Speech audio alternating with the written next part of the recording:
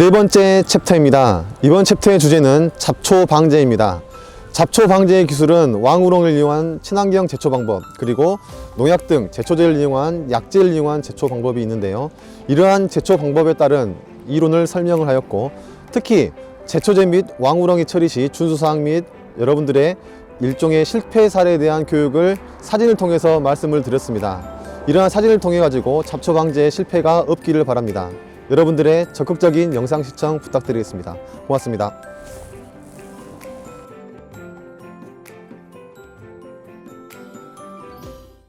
잡초 방제 제초 이야기를 좀 해드릴까 해요.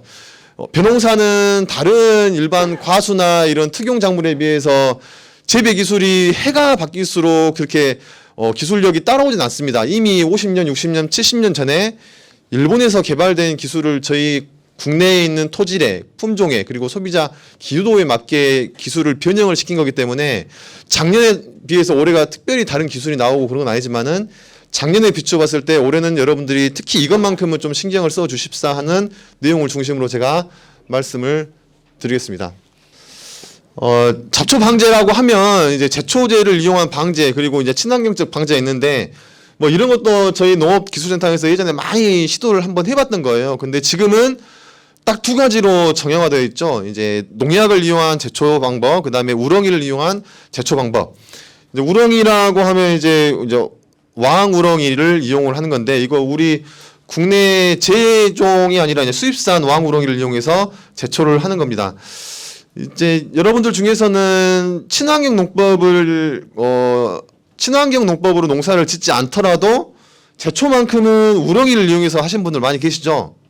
보조를 지금 거의 자부담이 10%인가 20%인가, 그리고 친환경 농가들은 자부담이 없는 것으로 알고 있는데, 아무튼 관행적으로 농약을 쳐서 농사를 짓는 분들도 제초만큼은 우렁이를 이용해서 하는 농가들이 많습니다. 그만큼 우렁이가 화학 제초제, 농약에 비춰봤을 때 절대 뒤처지지 않을 정도의 제초 능력을 갖고 있다라는 것이 이미 한 15년 전에 이미 검증이 돼 있는 사실이에요. 근데 다만 또 이런 이야기를 제가 저기 도암이나 신전 쪽에 가서 하면 우렁이 때문에 농사를 못 해먹겠다는 농가들이 꽤 많이 계십니다. 이제 겨울철 되면 이 우렁이가 지금 이 시기에 날씨가 추워가지고 얼어 죽어야 돼요. 근데 얼어 죽지 않은 우렁이들이 이제 개체수가 부화가 돼가지고 개체수가 너무 많이 이제 증대하다 보니까 먹을 풀이 없어서 이제 막 심어놓은 내 모를 뜯어먹기 때문에 이제 피해가 나타나는데, 이제 그러한 문제들을 제외하면은 우렁이는 상당히 좋은 제초 방법 중에 하나다라는 것을 말씀을 드리고 조금 더 좀 깊숙이 말씀을 드리도록 하겠습니다. 여러분들 제초제라고 하면 이제 우렁이 말고 농약을 이용한 제초제라 하면은 다들 여러분들 습관적으로 뭐 이양 전에 초기 제초제, 그다음에 중기 제초제, 후기 제초제 이렇게 나눠지는데, 지금은 또 초기하고 중기 사이에 초중기 제초제라 해가지고 또 약이 나오고 있습니다. 그만큼 여러분들이 피가 커가는 엽수에 따라 가지고 제초제가 지금 많이 세분화되어 가지고 나와 있기 때문에 여러분들한테는 풀을 잡을 수 있는 기회가 한 3번 정도 있어요. 이양하기 전에 한 번 있고, 그 다음에 이양한 다음에 한 7일경, 10일경에 한 번 있고, 그 다음에 12일에서 15일경에 한 번 있고, 총 3번 정도가 있는데, 이때 여러분들이 정확히 적기에 정량을 통해 가지고 농약을 이용해서 제초를 하지 못하면 결국은 후기 때 드론을 이용하든지 아니면 여러분들이 직접 농약주를 끌고 들어가든지 하는 수고를 할 수밖에 없어요. 그러니까 뭐 나는 매년 제초를 완벽히 제초를 하고 있다라고 생각하시면 몰라도 정확한 제초에 대한 개념을 인지를 하고 농약을 뿌리셔야지 풀 관리에서 풀에 지지 않는 농사가 될 수 있을 것 같습니다. 제초제라 하면은 총 2가지로 나눠 있어요. 토양에다 갖다 뿌려본 거. 그 다음에 두 번째는 직접 풀을 맞춰서 죽이는 거. 2가지 방법이 있는데, 어차피 2가지 방법 중에서 이 2가지는 풀을 맞춰서 이제 물약으로 해가지고 죽이는 방법은 결국 여러분들은 지금 인구 노동력이 너무 부족하고 또 너무 이제 고령화되다 보니까 실질적으로 농약주를 경운기에 채워가지고 들고 가신 분들은 그렇게 많이 없으시더라고요. 근데 주로 여기에서 승부를 보셔야 돼. 초기 제초제, 그러니까 이양 전에 썰어질 전후로 한번 해가지고 풀을 잡든지, 아니면 초중기 때, 아니면 중기 때 여러분들이 잡으셔야 되는데, 보통은 여러분들 이렇게 하죠. 토양 전에 한번 로타리에 제초제를 채워서 이제 달려버리든지, 아니면 논둑에다가 이제 조금씩 허치고 다니든지 그 방법을 첫 번째로 무조건 하시고 두 번째 체계 처리 방법으로 요때 중기 제초제 때 여러분들이 살포하는 약제, 제초제가 하나 있어요. 혹시 다들 해보시죠? 중기 때 뭐 던지세요? 썰어지 해놓고 15일에서 18일, 즉 이양해놓고 한 12일째 될 때 여러분들 뭐 하셔? 풀 잡으려고 바둑알 던지시죠? 네, 바둑알. 제가 이 이야기를 하려고 요 이야기를 꺼냈습니다.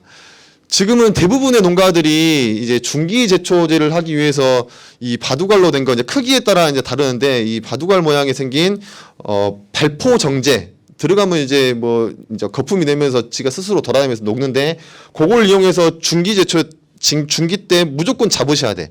근데 이때 못 잡으면 이제 피가 너무 사뭇 크다 보면 결국은 이제 이제 물약으로 때려 맞춰야 되는데 요때 사용하신 약재를 가만히 보면은 바둑알로 돼 있어서 어느 누구도 지금 여러분 어머님들도 어느 누구도 다 뿌릴 수가 있어. 300평에 던지는 알의 개수가 정해져 있고 하다 보니까 근데 지금 최근에는 어떤 약재들이 나왔냐면 바둑알 쓰신 분들 잘 들으시면 바둑알은 풀만 잡기 위해서 나온 약이에요. 풀만 잡기 위해서. 근데 바둑알을 던질 때 가만히 보면 저온성 해충들 물바구미 그다음에 각종 파리류들이 내 몸의 뿌리를 건들고 신초를 건들고 해서 뭐가 녹아나는 경우들이 그때 많이 생겨요.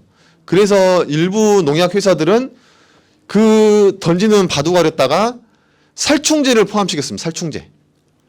그러니까 기존에는 던져가지고 풀만 잡으려고 던졌던 바둑알에다가 저온성 해충, 물바구미 같은 저온성 해충을 잡기 위한 살충제까지 포함된 제형의 약재들이 지금 시판이 되고 있습니다.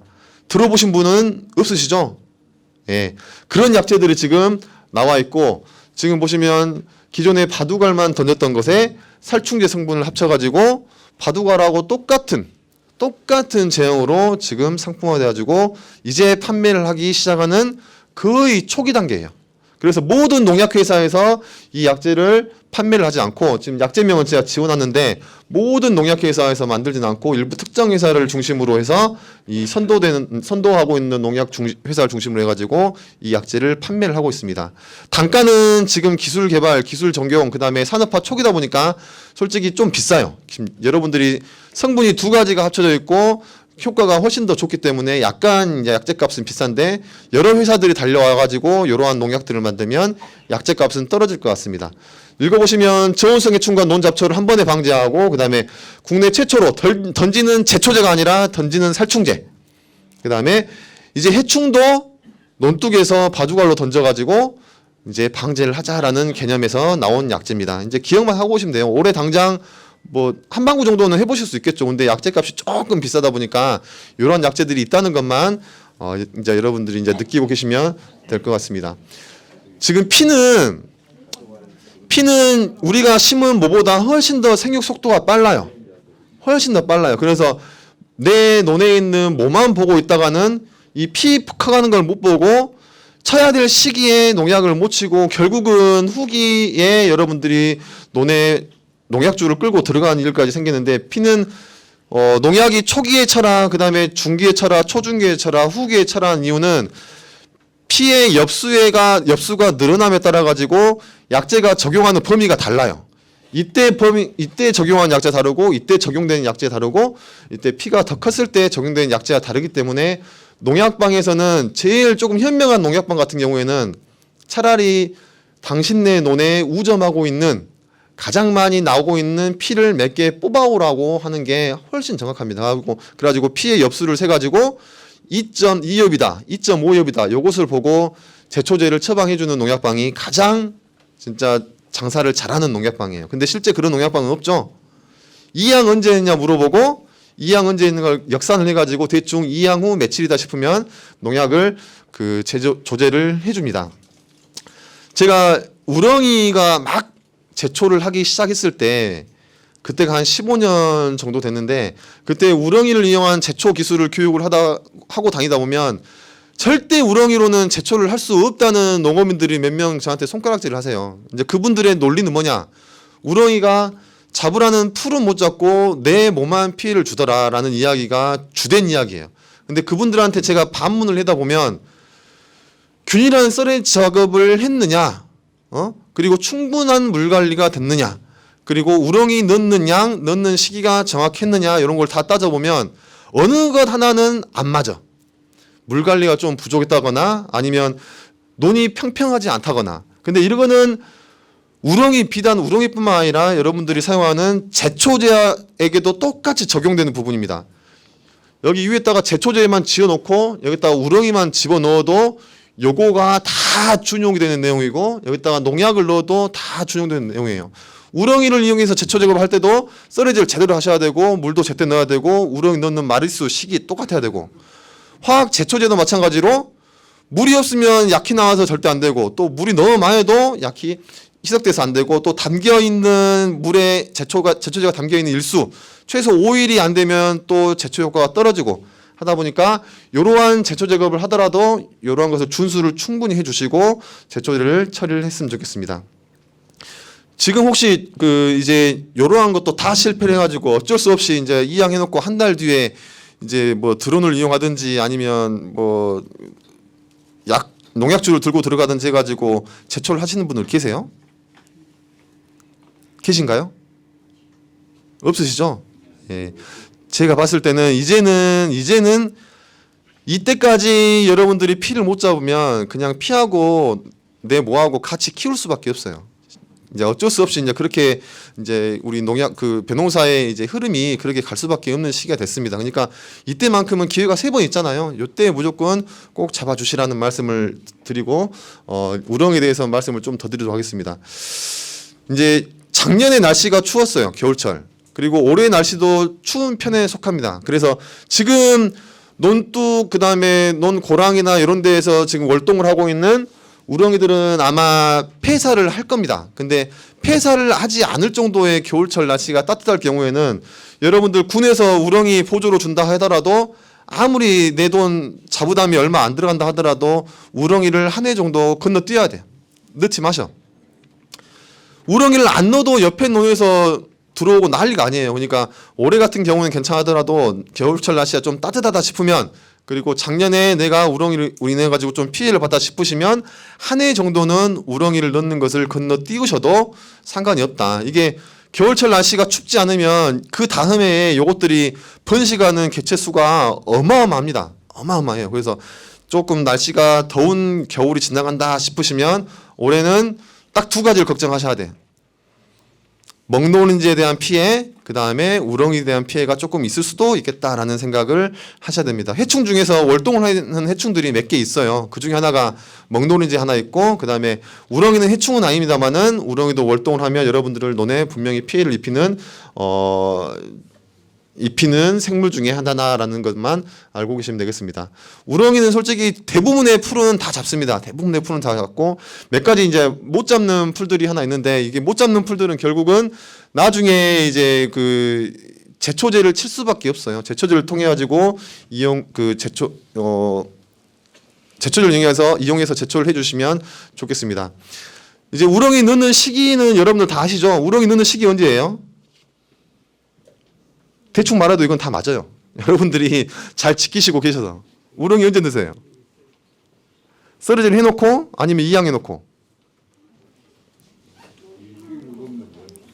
썰어질을 해놓고 나서부터 이양해놓고 2일에서 3일까지예요. 그러니까 상당히 범위가 넓습니다. 썰어질 해놓고 그냥 흙탕물에 던져셔도 되고 이양을 해놓고 한 2, 3일 뒤까지 이양해놓고 2, 3일까지 던지셔도 되고 그 다음에 300평에 1kg 어차피 더 던지고 싶어도 우렁이를 공급하는 업체에서 충분한 양의 우렁이가 없기 때문에 여러분들이 신청한 경지 면적에 따라 가지고 우렁이가 공급이 될 거기 때문에 많은 양의 우렁이는 살포가 안 될 걸로 믿고 있겠습니다. 대부분의 풀들을 다 잡는데 여러분들이 이제 조금 이런 풀까지 잡을 수가 있는가라는 풀이 이 올챙이, 고랭이 이런 사촉과들의 풀을 잡느냐라는 고민을 많이 하시는데 이런 풀까지 다 잡아요. 올반개까지 잡습니다. 올반개. 요거보다 더 뾰족뾰족한 풀 있죠?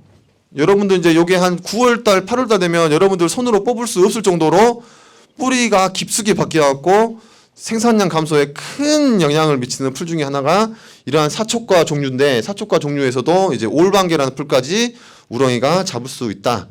이제 이런 것들은 솔직히 어렵죠. 보기만 해도 이런 것들은 잡기가 어려워요. 이런 거는 이제 화학적 제초제를 통해 가지고 잡을 수가 밖에 없습니다. 사진을 통해서만 보고 계시고 이런 것들은 매년 여러 필지를 통해서 나타나는 풀은 아니고 특정 필지에서만 나타나는 특정 필지에서만. 요 자기 풀도 못 잡고 대부분의 못 잡는 풀들을 중심으로 가지고 사진만 통해 가지고 일단 시간 관계상 보여드리도록 하겠습니다. 우렁이를 우리 칠량이나 이쪽 남부권역 같은 경우에는 우렁이 때문에 크게 문제가 돼가지고 우렁이를 잡으려고 이제 농약까지 치신 분들은 실제 그렇게 많이 없으세요 최근에는. 근데 저쪽 이제 동암 신전 같은 경우에는 워낙 그 단지가 필지가 넓고 친환경 농가들이 많다 보니까 우렁이로 인한 피해가 너무 많아가지고 우렁이를 잡기 위해서 친환경 약제도 갖다 뿌리고 농약도 갖다 뿌리는 게 한 2년 전에 3년 전에 있었습니다. 그리고 이제 우렁이가 이게 구리 성분을 이제 싫어하기 때문에 우렁이가 논둑을 넘어갈 때 구리가 붙어 있는 그물망을 쳐가지고 이 수로에서 이 내 논으로 옆 논으로 우렁이가 못 도망가게끔 이러한 실험도 한번 했었고요. 근데 가장 중요한 우렁이 개체수 감소를 위한 방법 중에 하나는 여러분들이 중간 물떼기나 아니면 이렇게 하실 때 보면 중간 물떼기 하면 결국은 물고 중심으로 물이 모이고 우렁이가 모일 수밖에 없어요. 우렁이는 물이 없으면 죽기 때문에 물이 깊은데 즉 물고 주변으로 모일 수밖에 없어요. 그래서 중간 물떼기 할 때 여러분들이 한두 번 그냥 사정없이 좀 집어내는 방법밖에 없다고 제가 말씀드리겠습니다. 그래도 힘들다. 그러면 농약을 쳐서 죽일 수밖에 없어요. 자, 여기는 지금 이건 친환경 자재인데 달팽이 없는 마을이라 해서 우리 칠량 면사무소도 한 4년 전인가 5년 전인가 너무 달팽이 피해가 우렁이 피해가 심해가지고 이 달팽이 없는 마을이라는 이 친환경 약재를 그 면사무소에 비치해서 아주 심한 농가 같은 경우에는 무료로 갖다가 살포를 해서 우렁이를 방지를 하시라라는 말씀을 들었고 일반 농약 같은 경우에는 이 키타진이라는 농약 이름이 있어요. 키타진이라는 농약을 사서 갖다 뿌리시면은 우렁이들이 깔끔하게 죽습니다. 다만 키타진은 이제 벼 신장 억제에 대한 또 부작용이 있기 때문에 살포 시기를 잘 준용을 해가지고 살포를 하시면 되겠습니다. 제초는 여러분들이 크게 문제가 안 되는 벼농사 부분 중에 기술 중에 하나라서 간단히 설명을 드리고 그 다음에 이제 병해충 말씀을 드리도록 하겠습니다.